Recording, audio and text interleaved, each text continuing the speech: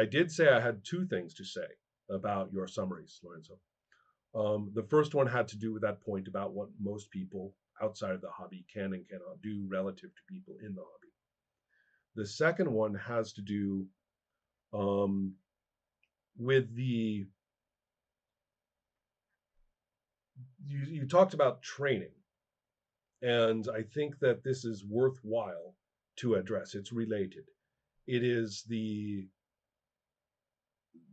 idea is that we don't have a good vocabulary for the process of learning to role play. Notice that all of these words, even role playing, is a legacy term that really we should not treat as having much content. So we say, okay, what does a person who's unfamiliar with this thing, what should they go through? What do we consider a proper learning curve? And I think that is currently badly constructed. But I hope you can see that there's a big difference between talking about the learning how to do this at all, as opposed to what we do when we know how to do it. Right? And that's very Okay. difficult. I find these conversations often slip back and forth between the two. I might be talking about what we do when we know how to do it, and somebody says, "But what about new players?" Right? As if that was a huge issue, right? Let us take it as a Okay. given. Let us take it as a given that there is such a thing as somebody who doesn't know what role playing is, who encounters it, enjoys what they see, continues to do it, learns one or two very important things, and then after that can be considered competent. Let's just assume this can occur and not Okay. worry about, let's not get bogged down in exactly that place, because there's a lot of fear built into the hobby, a lot of fear built in that somebody might encounter role playing and might not like it, as if that's the worst possible thing that could happen. I mean, and people wrap it up with friendship. I tried to introduce my friends to it, so now they just put their friendship on the line for them in their head. So they're very anxious. And then there's also these thoughts in various different countries from various different legacies that somehow they think that the villagers are going to come and kill them soon for doing this activity. So they have to make sure that it goes a certain way, that nobody will leave this table and go off and kill somebody, and then that'll hurt the hobby, right? So they're very anxious about that. So all of these Yeah, I see. anxieties about introducing to people to role playing, they're going to screw up our conversation. They're going to screw it up. People are worried about those things when we talk about content. And I don't care. I don't care about those things. Okay. So therefore, we will just take it as a given that it is at least possible for a human being to encounter this activity, to learn to do it fairly quickly and through some very easy moments, and then are competent actually to carry it out. So if we take, so those are my statements about your summaries. So I'm not really disagreeing with you. I'm just refining them relative to my positions. Thank you. Thank you for this. Fair enough. Okay. Then about lines and veils. My first goal with talking with you was to clarify something about them, because I've spoken with many people here in Italy while doing my, let's say, personal research about this topic, and most of the people I talked to described lines and veils as something to be predefined in advance, in detail, before play. And not all of them. So many people have said this, but other people have said the opposite. So I was curious to know the original truth, let's say.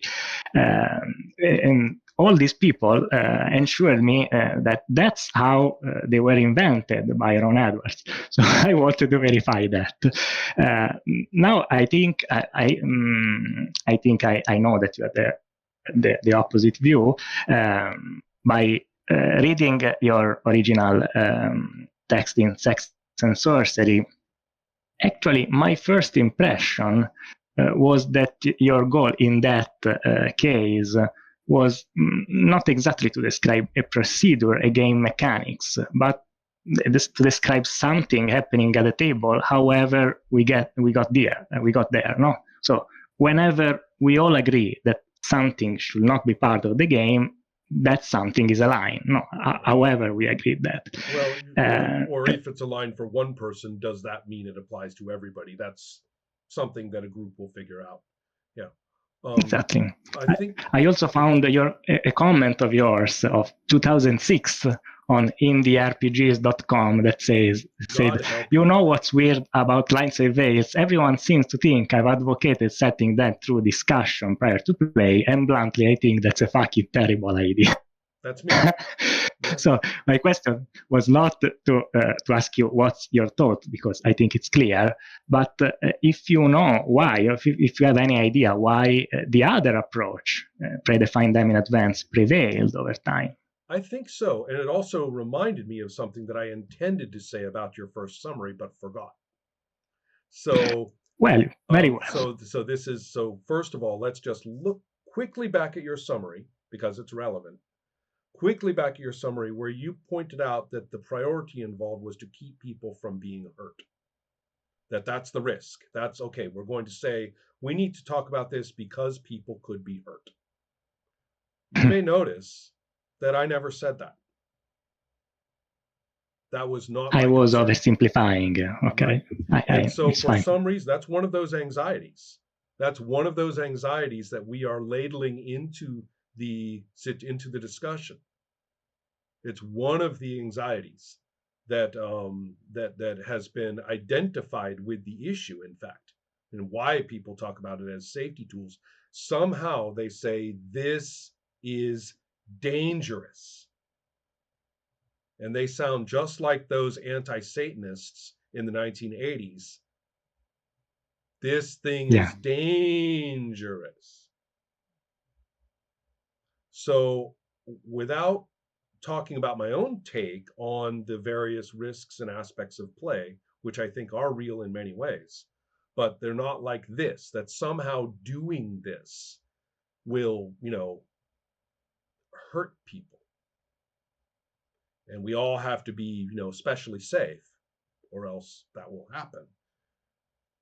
That's very much so to answer your question right now, that's very much the distortion that was immediately put on top of the entire thing. The distortion that we are dealing with a problem. We have a problem to solve. And the problem is risks to people at the emotional and psychological level. I mean, risks that we should take seriously. And that problem is a problem. I mean, it's a clear and present danger. And therefore, first priority, we have to find ways to make sure that, we don't, damage these people, those people. Notice that it's always them, others, very patronizing. So therefore you have this kind of a context that, as I say, I don't think is without content, but I think it is not the entire issue.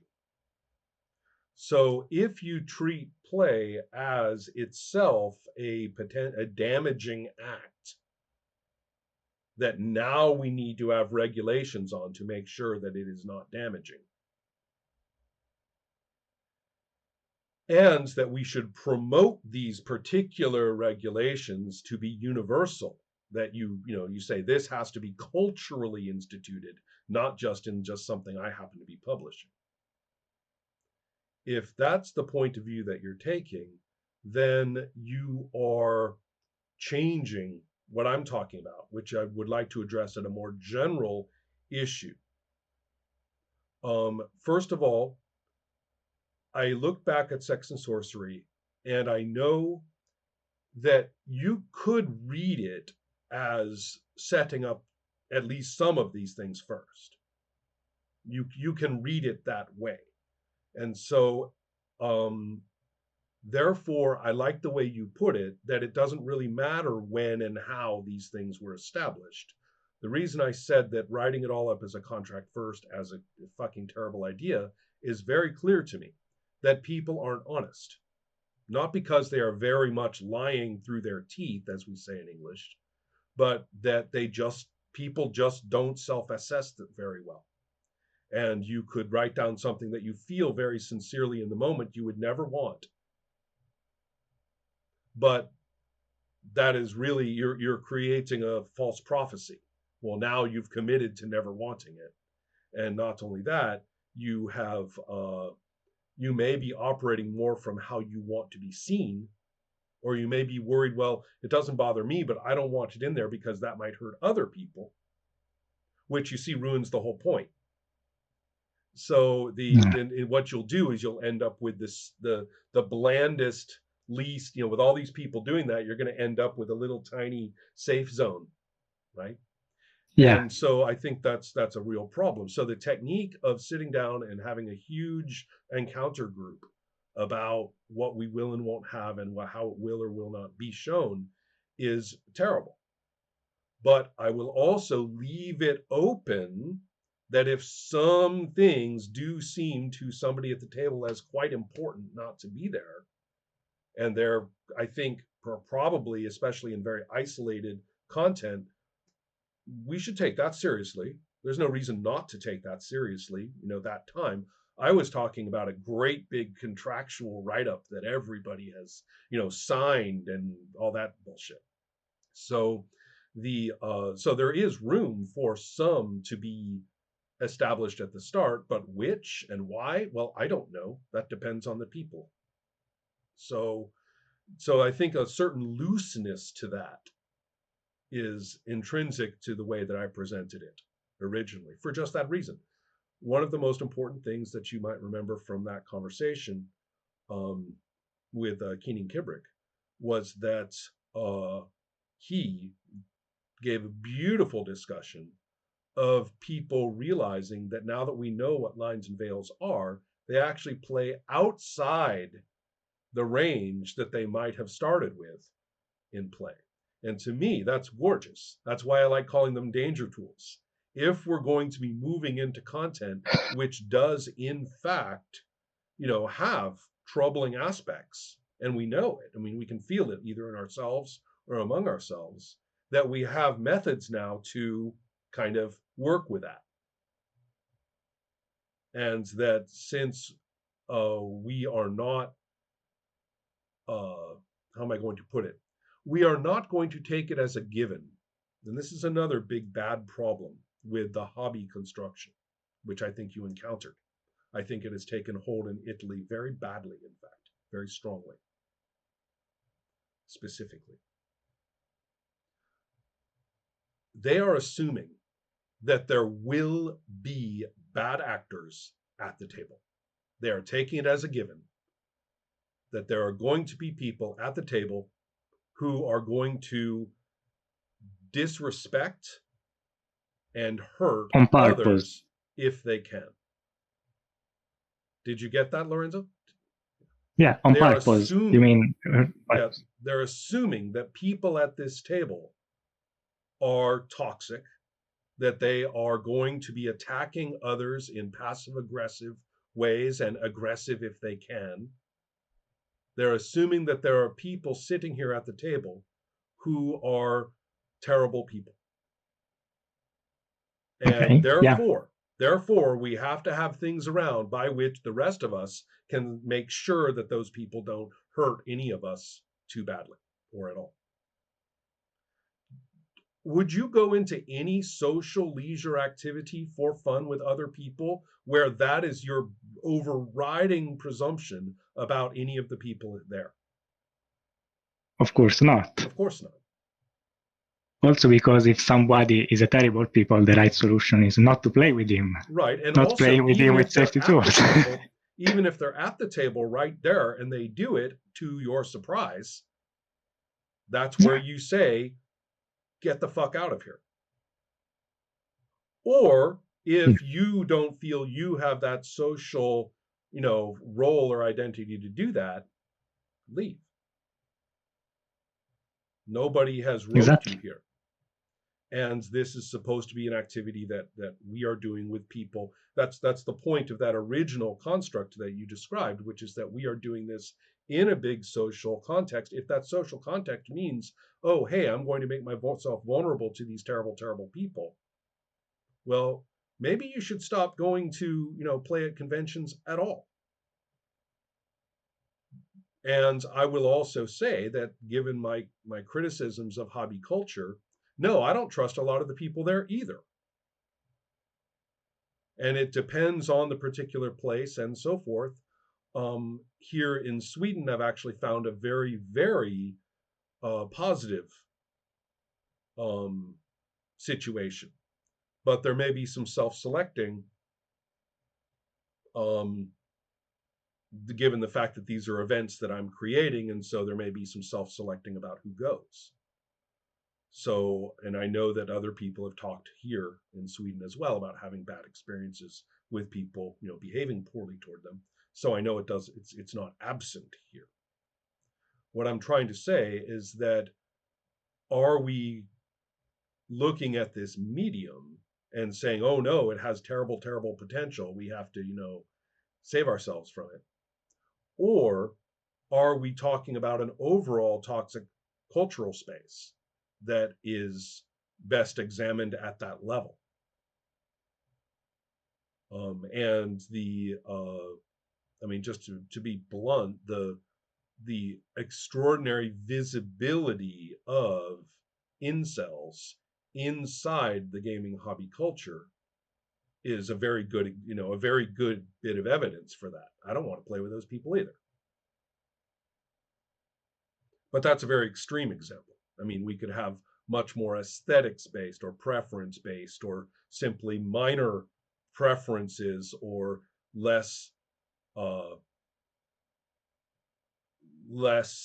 just less extreme details of content that we could be talking about, and it would still apply. So the idea here is that if we have entered into this, and there is always a bit of a risk, and I actually think this is something we should keep in mind as the same as any other social leisure activity. You get together with some people, and in the degree of authenticity that I'm talking about, that I think you will find also in playing music,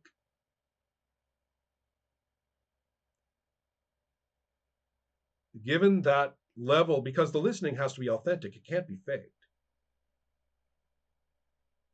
You know when people are ignoring what you're saying.